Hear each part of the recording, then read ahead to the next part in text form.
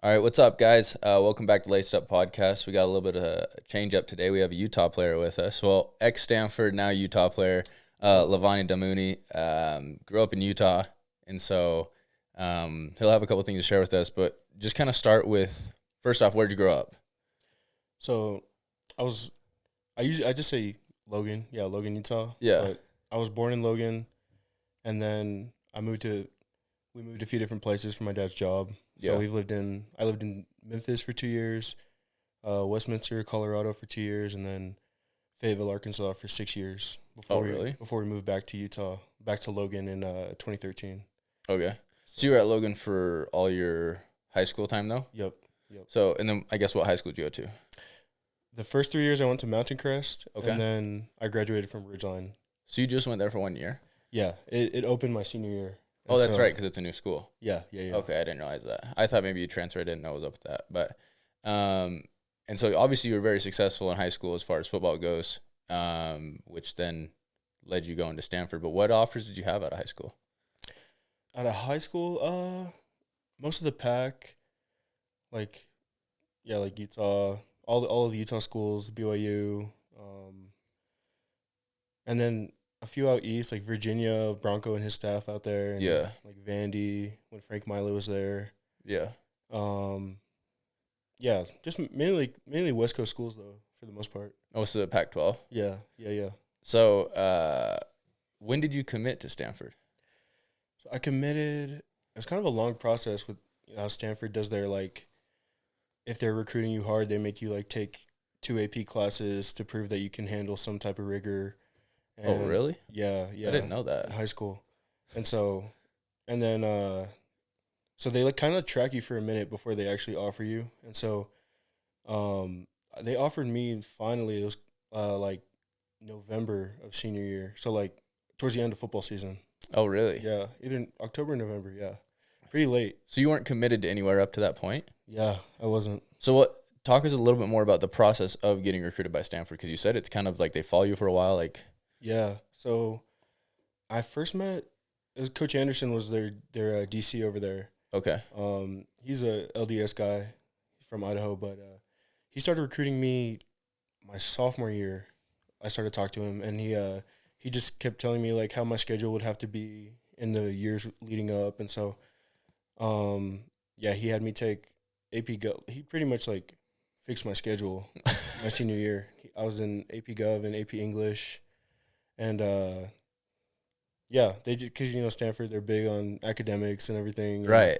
So yeah, just he was just like tracking my GPA, making sure it's right, and then making sure it matches your play on the football field, and so it was super frustrating. Like, Was it? yeah, working with Stanford, like just going back and forth. Like I took the ACT. He had me take the ACT. I took it 6 times just because. Oh, no way. Like first time I took it was like a 22, and then I got like 1 point better every time, and he kept saying like, but every time I'd come back, try to take it one more time. It's not good enough, and so yeah, it was super annoying, but yeah, it paid off for sure. So what did you end up getting on the ACT? I think my best was like 28. Hey, that's not Yeah. bad. That's actually really good. Yeah. And we were saying not bad. I got like a 19 or a 20. I don't even know what I got. Yeah. Yeah. Dude, I didn't realize it was that intense getting recruited by Stanford. Yeah. I mean, I know for a lot of other guys, like if they're like 5-star type guys, they'll just like, it's a little easier, but everyone goes through that similar like process to make sure, because you have to still go through admissions and everything. There's a guy in my class that he committed. He took the AP classes, everything, and then his application made it up to admissions, and they denied him. And so he had to decommit, and he ended up at like Florida State or something. A tough life, right? Yeah.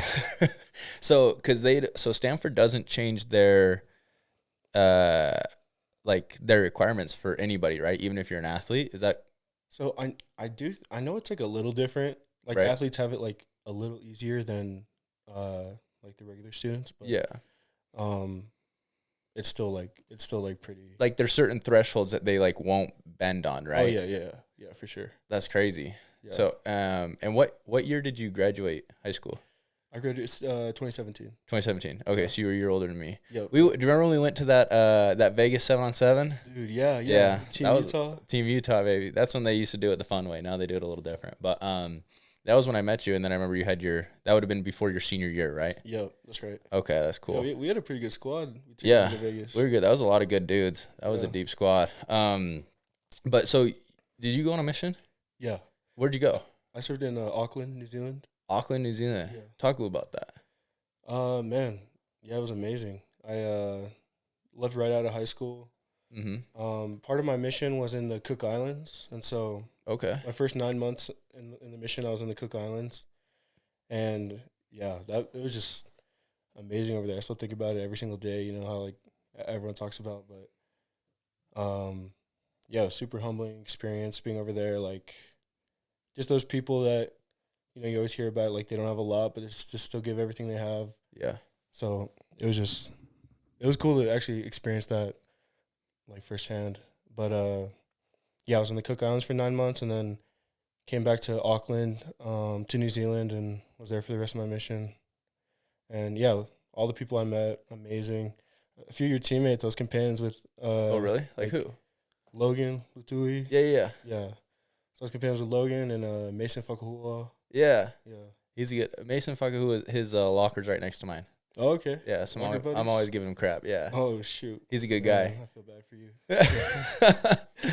But so is that English speaking? Yeah. Or? I was English. Yeah, I was English. But there's a few different languages. Like I know Mason and Logan, they were both Tongan speaking. Oh, for real? Yeah. So is it like what's the culture like there? Is it pretty like do they have a mix of a couple different like Polynesian people or what? Yeah, there's all around New Zealand there's like the native people there, like Maori people, Okay. Polynesian people, and so yeah, like heavy Polynesian influences over there. But then in like Auckland City, there's like it's just a melting pot of everything. So many different, yeah. There were like Chinese missionaries and stuff, and a few different other languages. I'm forgetting, but no, it's super diverse. So yeah, super diverse over there. Is New Zealand a place that doesn't have snakes? Yeah. That's right. I was telling my wife about that the other day. So it like they killed all the snakes, so there's no snakes there, right? Yeah. Versus like Australia, they got like tons of them. Oh yeah, Australia's like every poisonous anything. Yeah, I don't mess with that because my biggest fear is snakes. It's Oh, like when I put in my mission papers, the you know how they have like additional comments or whatever, like you can like kind of add like whatever you want. The only thing I put in there is like I'm very, very afraid of snakes. Like don't send me anywhere with snakes. Oh shoot! So that was my only requirement. Man, but yeah, New Zealand would have been your spot. Dude, that's awesome. That because I was like, there's somewhere who it's like an island and they don't have any snakes, so it's New Zealand, huh?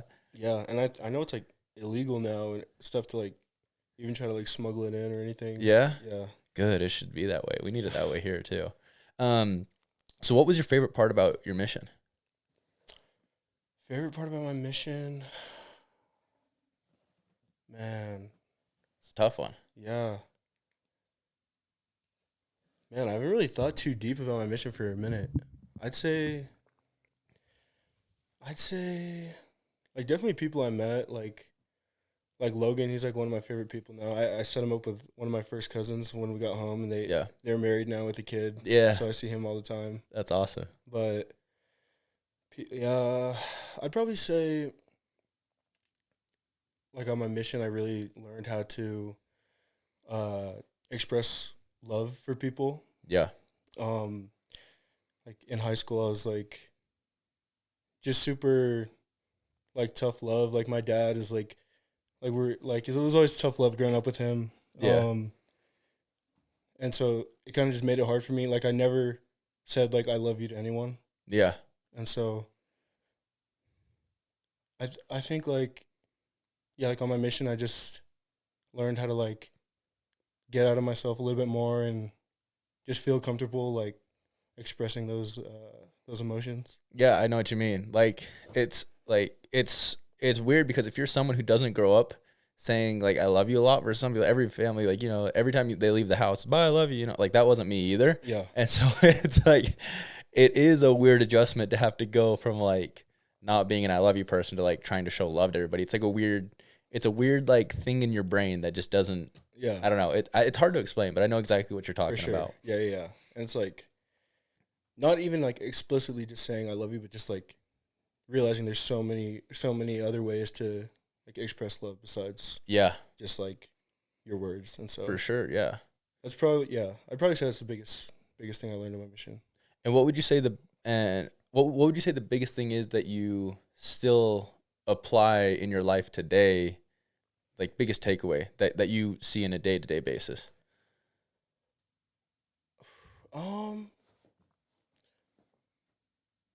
Man, that's a good question. I feel like it's just along the same lines of that, like just like with my wife every day. Um, yeah, just expressing love to her and just having patience with people around you. Yeah.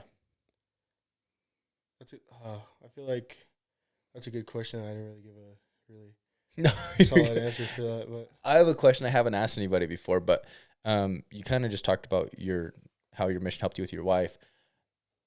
I'm trying to think of how to phrase it, but tell me about the similarities or how having a companion for 2 years helped you dealing with having a wife. Not dealing with having a wife, that probably isn't the right word.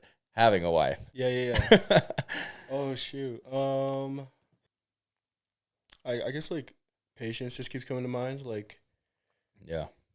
just like working through differences, and I'm thinking about like my time. Those companions that like you just don't have anything in common, but you just try to find some kind of common ground to start your relationship off with. So, Yeah. You're just digging for anything to connect on, huh? Exactly. Yeah. Yeah. Yeah. I feel like that, like doing that on my mission. I remember I had a companion that we were just so opposite in everything we did, like just hobbies, like everything. And then, but there was like, I listened to a lot of different music, and so there was like one band that he knows that, like even our music, we didn't connect on anything except this one band. Like, have you heard the band Muse? Yeah. Yeah. So I knew a few Muse songs, and he knew a few Muse songs. That was like how we started our relationship, and then we still talk now to this day. And so I think connecting it to your question, I don't even know where I'm going with this. Actually, to be honest, I don't know. I'd probably just say patience. Yeah. Yeah. It's patience takes on a whole new meaning after you've had a companion on your mission that won't leave your side, or that you're not supposed to leave their side for whatever 24 hours a day. You don't understand what it's like until you've done it. So you're like week 1, it's like, man, this is okay, and then week 6, 7, 8 rolls around, and you're like, I can't stand this dude. Yeah. Even if it's your best friend, For you're real. like, Man, stop following me. Yeah. Seriously. So was your mission mostly walking, cars, bikes? Like, When I was in the Cook Islands, I was on a bike the whole time. Yeah. But when I was back in New Zealand, I had a car the whole time. did you ever try to bike away from any of your companions? Just maybe get them lost for a minute just so you could have a little alone time? Man, that's a good. I wish I would have thought of that actually. But There was one time where me and my companion, something happened. I crossed the road, he didn't cross the road, and we got lost for a second. And I just kind of sat there, and I'm like, it's not bad. It's a little bit peaceful here. Yeah, man. But I feel that. So then you come home from your mission, go straight to Stanford. Yeah. I went I was home for like a week and a half, and then went right to Stanford. Yeah. What remind me what part of California Stanford's in? It's in Palo Alto in the Bay Area. Okay, gotcha. Yeah. I've heard it's beautiful. I've heard they have one of the prettiest campuses. What was it like first off academically being at Stanford? It was pretty challenging. Yeah. Like I'm not like the smartest person in the classroom, so I definitely had to work hard to like see good results. But, no, it was challenging. It was at first like just sitting in class with a lot of people. Were introducing ourselves, and everyone else's my fun fact is like, oh, I lived in New Zealand for 2 years, and everyone else's fun fact is like, oh yeah, I started the Red Cross in my country, and I gave 3 TED Talks last month, like stuff like that. It's like, it makes you feel a little bit intimidated at first, but That's funny. yeah. And is there what's the credit requirement to be eligible for football? I think you just have to have a 2.3, and Okay. then like be in what is it? They do units over there. I don't know how it relates to credits, but it's like you need to be enrolled in 12 units. Okay, yeah, I think that's the same as. I think it's the same. I think we have to be in 12 credits. Oh yeah. So same thing. Yeah. Usually like 3-4 classes. Yeah. So same thing here. What was the most challenging part about the school at Stanford? I'd say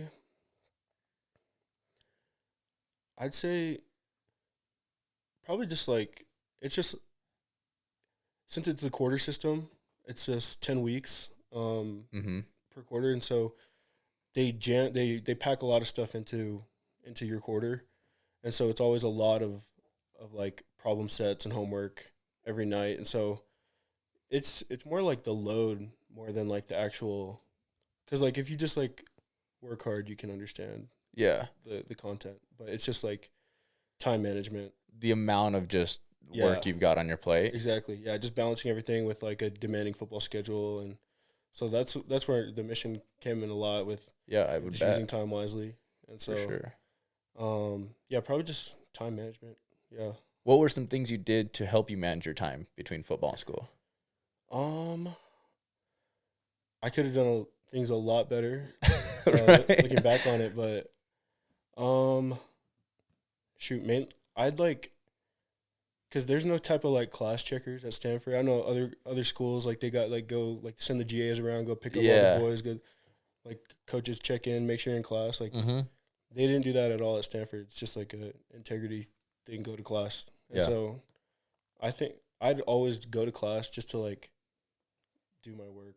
Make sure like when I'm in class is when I'm like locked in to work. And so that was like one of my like little strategies, I guess. But no, I'm big on crunch time. Like when right when the assignments due, like a few hours before, like chug a Monster and bust it out. That's right. Yeah, so I like that strategy. That's mine too. That's usually where I thrive. Yeah, that's awesome. That's hilarious. And then as far as football, what was it like being on the football team there? It was cool. Yeah, it was just such a unique locker room. Dudes from all around the country, like, and the dudes in there are brilliant too. So, yeah, like the conversations are definitely like different than I feel like other locker rooms would have. Not saying like other teams are dumb or whatever, but you might be onto something there. There's there are not a lot of geniuses that play football. Yeah, I'll tell you that much. Yeah, just like the football team is amazing. Like so many of my teammates that are coming to mind, like have their own startups and are over here like just making their own apps and putting them on the market and everything. So yeah, there's some brilliant guys in the locker room. It was cool to connect with a bunch of different guys. That's super cool, actually. So, what were you studying? My degree, it's called Science, Technology, and Society. Okay. And my track is Innovation and Organization. And so it just has a lot to do with business and like management sciences. Okay. So, like, what are some jobs that would correlate with that?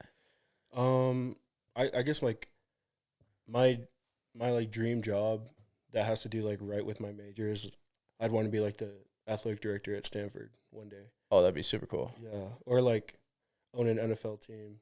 Yeah. Like stuff like, like management. Yeah. So did you have to take a lot of business classes? Yeah. Yeah, there were a lot of business, a lot of like it's a track called like management science and engineering. Yeah. So just a lot of those kind of classes, yeah. Just So is it an engineering degree? No, mine's not. Okay. Yeah. But it's still like STEM. Gotcha. Yeah. But not engineering technically. Yeah, that engineering stuff's difficult. Oh yeah. I don't mess with that. That's me too. Yeah. That's above my head. Math is hard. So you're getting your degree here soon, right? Yes, yeah, finishing this quarter and I'll be graduating in June. That's so cool. You're pretty like does it make you feel kind of good that you're a Stanford graduate? Like, isn't that a little flex you got? It feels good, yeah. I mean, yeah, it feels good for sure. That's awesome. What was some of your favorite memories like playing at Stanford? Do you have any that come to mind?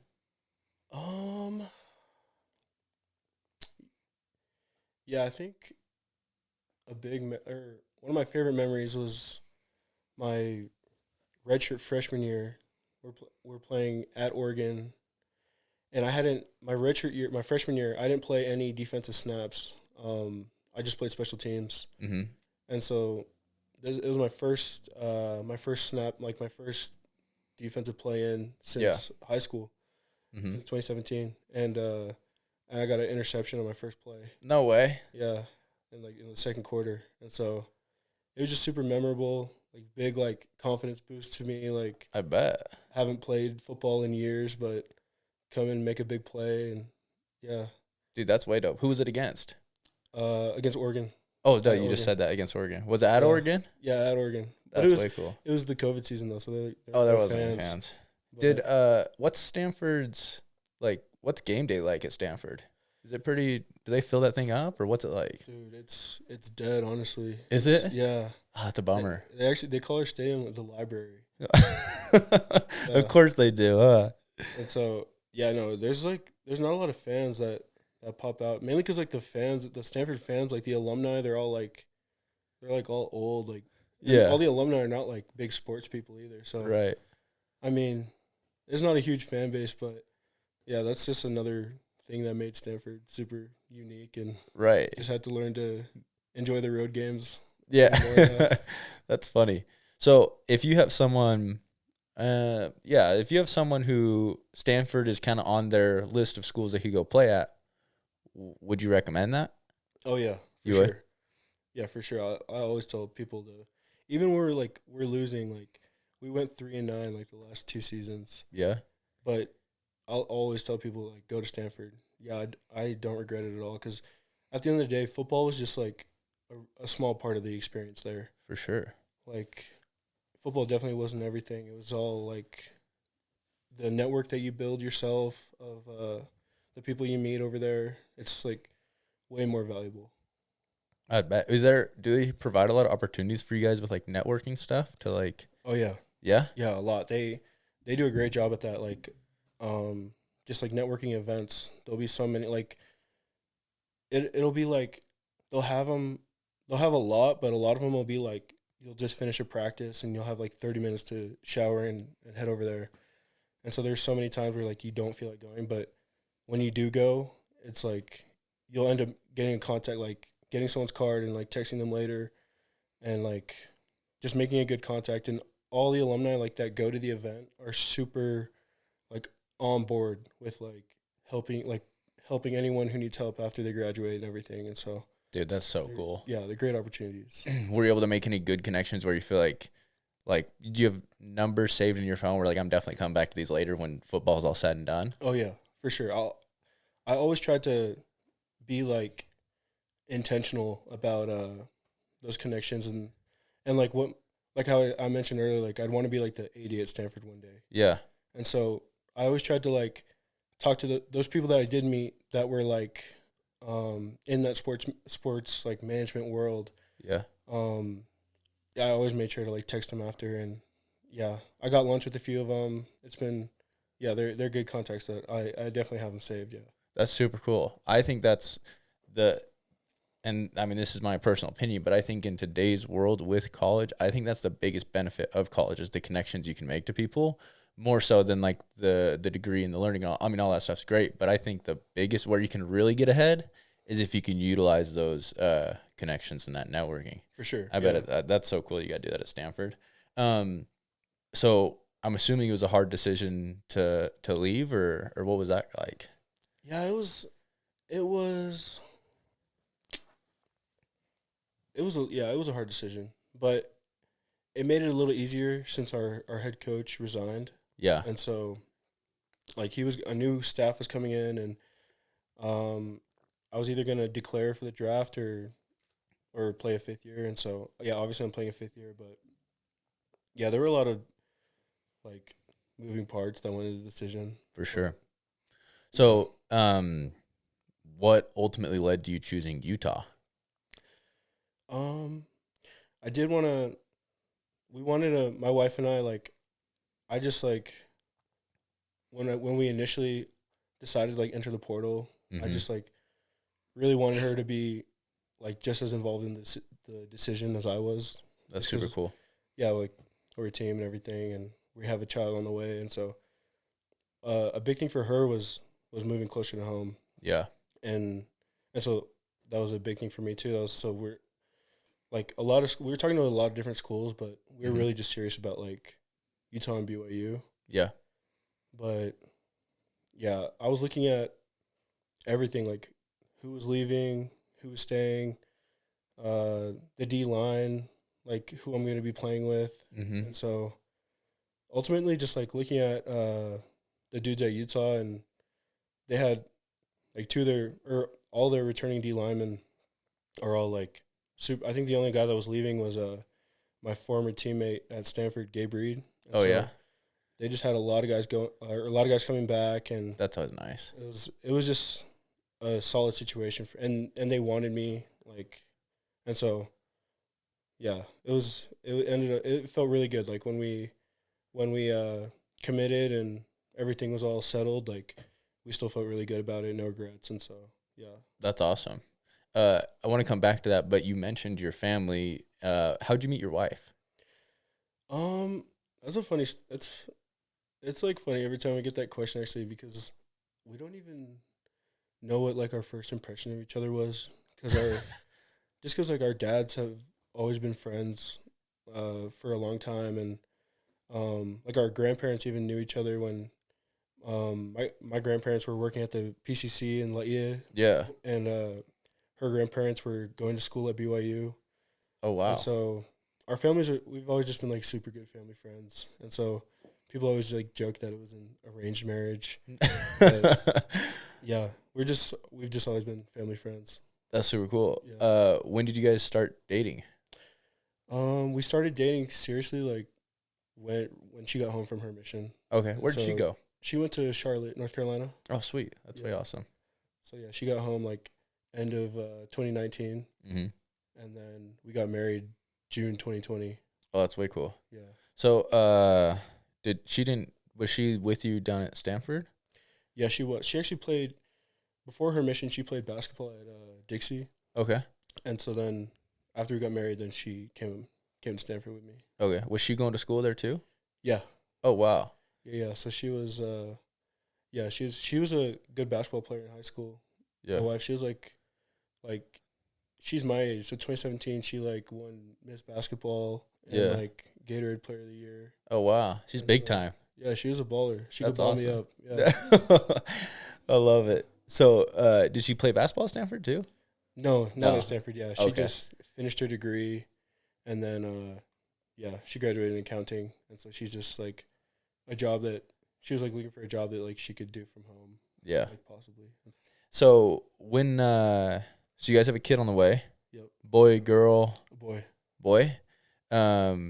When's he, or I guess when's she due? Your wife? June 18th. Oh, that's coming up. Yeah. You getting a little nervous? It hasn't really hit me yet. I just keep telling everyone I'm ready, but yeah, we'll see. Yeah, you just act like you're ready, whether you are or not, right? You have no choice. So exactly. That's super cool. Do you guys have a name for him yet? Yeah, we're gonna name him after my dad. His name is, he goes by Wanga. Yeah. But his first name is Jonah Kani. Okay. So we'll name him Jonah Kani and call him Jonah. Okay. Yeah. That's super cool. You excited? Are you happy it's a boy, or were you looking forward to being a girl dad, or what? Yeah. How are you feeling about it? No, I was good with either. But yeah, I'm pretty relieved it's a boy. That's super cool. Yeah. That's way awesome. Do you feel like I know you said it hasn't really hit you yet, but do you feel like anything's changed now that you know? Like, have you started acting different, or like started like thinking differently now that you know you're gonna be a dad? Oh yeah, a little. Yeah, I'm definitely more a little more thrifty with with my funds, but yeah, I was kind of a loose cannon in the past few years, just because I don't know, you get first time really getting some money, with your stipend and everything, but yeah, being a little more thrifty, and then just that's always like kind of just been on like the front of my mind, like with decisions, even like when I'm like training and stuff. It's just always like just like a big life event to for sure look forward to. So what are you most excited for about with your kid coming? guess just to let's see. I've never thought about that. Probably I guess I'm excited to have a son, but I'm also excited to see like it'll be the first grandchild on both sides, Oh, that's big. my side and her side, and so uh I kind of mentioned earlier how my dad, like, growing up with him is kind of like tough love with the Yeah. boys, but when there's like a baby around, he just turns into a completely different person. He goes soft on us. It's super soft, yeah. So I'm just excited to see more of that side come out. I love it. Yeah. He's grandpa now. Yep. That's hilarious. Well, dude, super excited for you. That's super cool. Thank you. Um, Thank you. And kind of back, I don't even remember what my last question asked you about with Utah, but I think we were kind of talking about you made your decision to transfer. What are you most excited for with this upcoming season? Because this is your last season, right? Like, even if you wanted one more, you couldn't have one more, right? Oh, I have 2 years left. Oh, you have 2 years left. Yeah. Okay. So what's your plans for this upcoming year? Yeah, I'm planning to just do one more year Mm-hmm. and then and declare for the draft. But yeah, no, I'm excited to. It's a good group of guys. The linebackers that are coming back. It'll be good competition in fall camp and throughout the season. Just competing against the guys in the room, but no, just going to the practices, I'm just like really impressed with the culture that they have of just like physicality and hustle, and those are the first 2 words that come to mind when I watch their defense, and just like when you think about like Utah defenses over the year, Right. they've been solid, and so yeah, I'm just excited to add to that tradition and experience that. Who's the linebackers coach there right now? It's Colton Swan. Okay. Yeah, Who are some of the returning linebackers? there's Corene Reed, Okay. Yep. Gabe's little brother, and then Lander Barton, Yeah. and I think those are the only 2 returning linebackers. But all like the DNs are coming back, and I think most of the safeties. And so yeah, it's a good squad. It'll be Good squad. you guys have quite a few returners, so it'll be a decent experience. Yeah. Oh yeah, That's for good. sure. And yeah, they won the pack 2 years in a row, and so yeah, so just some big plans, big goals for the team for sure. That's super cool. So ideally, if you could have it any way, you're having a great year, and then you're off to the league. Yeah, That's super. Did this draft like get you excited at all? Watching? Did you have any boys go? yeah. There were. I was really excited watching the draft. Yeah, from Stanford, there were 5 of my teammates from there got drafted, and that's just crazy. Like, since we went 3-9 2 years in a row, Right. and 5 guys still got drafted, it's like Not bad, huh? why weren't we winning? What was going wrong there? Yeah. Who's your favorite player you've ever played with? Ever played with? Yeah. Like, is there anybody you were like, dude, being on the field with them was awesome? I feel like I loved playing with Gabe Reed. Yeah. Yeah, he was just like just because we were really close off the field too. We'd always hang out off the field, and so just when we got on the field, like my position and his position, we had a lot of communication, and so things just clicked a lot, and yeah, it's fun making plays with like someone else that can kind of just be like a little like unorthodox sometimes in their play, like Yeah. this might be your gap, but like just go make a play type thing. And so Gabe plays like that all the time, and it was I love being on the field with him. That's way cool. Have you had much time to get into like the scheme at Utah? Yeah. So I've been going to their meetings and practice, and like I have the playbook and everything. So I've been studying it pretty much since I committed back in December. And Oh, so cool. What are you like? What are the differences between Utah scheme versus what you've been playing in? Utah's more. It's a little more simple, honestly. It's like just a lot. Actually, it's pretty much same thing as Jay Hill's running over there. At BYU now. That's what I was wondering. I figured it was. He always talks about when he was at Utah with those guys, and so Yeah. So it's like just like a lot of cover one, cover 2, cover 3, and then just like blitzes mixed within all that. Whereas at Stanford, it was like our base was like quarter, half. It was like so much quarters, and so quarters can get a little like confusing. Yeah, sometimes, and so for sure. yeah, that kind of hindered us sometimes if there was someone in there that like you couldn't play fast if you didn't know your job, and so For sure. yeah, I really like this this new playbook and everything. Yeah, it's interesting that you said it's more simple because it seems like Utah's known for having a great defense, right?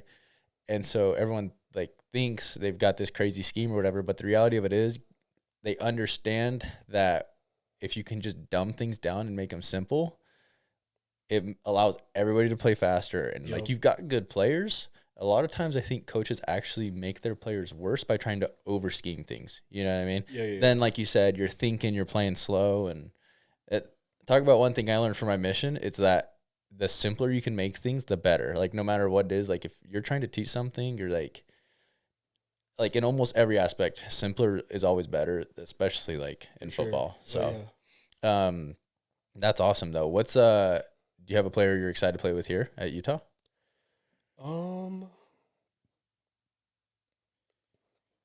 Honestly, yeah, probably Gabe's brother Krenne. Yeah. He's a beast. Like I admire him a lot because he walked onto the team and has just been proving himself ever since he went to Utah. And so it's been cool to like just kind of watch from a distance as I've been at Stanford. But yeah, I'm excited to be on the field with him for sure. That's super dope. So one question I ask everybody, and it's kind of how we finish up, is what's something about you that most people don't know or would maybe be surprised to find out?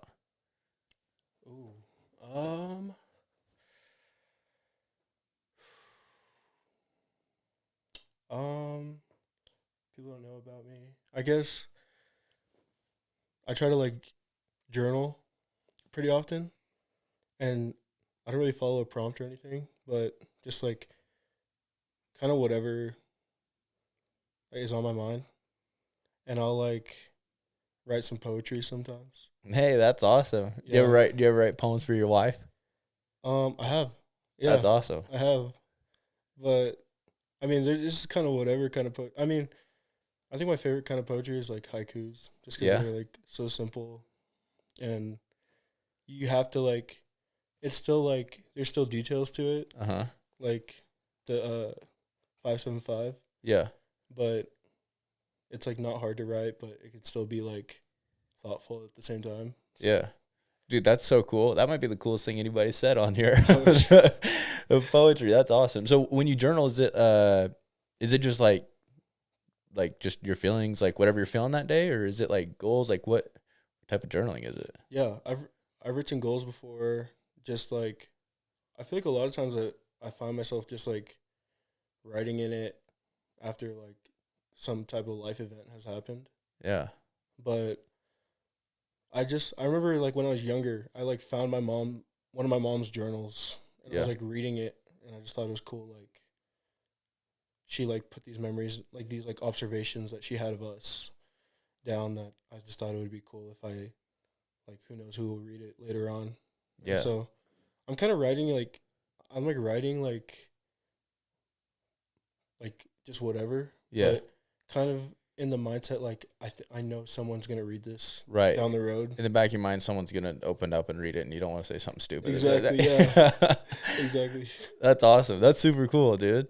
Well, I appreciate you coming. I'm super excited to watch you this year at Utah. I'm bummed out we don't play each other, but I know. It's gonna be cool. And wishing the best for you and your family, and excited you got a little one on the way. That'll be fun.